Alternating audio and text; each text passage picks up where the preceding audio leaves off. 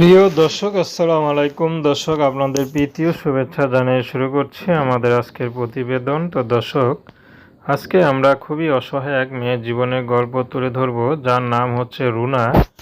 রুনার আপন বলতে কেউ নেই। রুনার বর্তমানে শুধু তার একটা সৎ মামা আছে।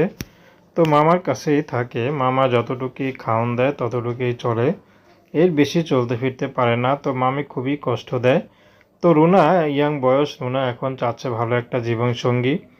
কারণ এত বড় পৃথিবীতে রুনা কার কাছে যাবে, কে তার দায়িত্ব নেবে। তো সেজন্য রুনা চাচ্ছে যদি ভালো একটা মানুষ পেত তাহলে চলে যেত।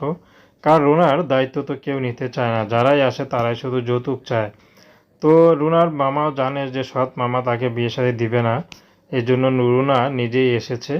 রুনার খুব পড়াশোনার ইচ্ছা ছিল, কিন্তু অভাবে সংসারে পড়াশোনাটা করতে পারেনি। তো বর্তমানে রুনা একাই আছে। রুনা চাচ্ছে ভালো একটা মানুষ যে তার সুখে দুঃখে পাশে থাকবে, তাকে কখনো ছেড়ে চলে যাবে না, এমন একটা মানুষ পেলে রুনা বিয়ে শাদী করতে রাজি আছে। রুনার ব্যক্তিগত কোনো পছন্দ নেই। রুনাকে ভালোবেসে যে আপন করে নিতে পারবে, রুনা তার কাছেই যাবে, তার বয়স চেহারা যেমনই হোক।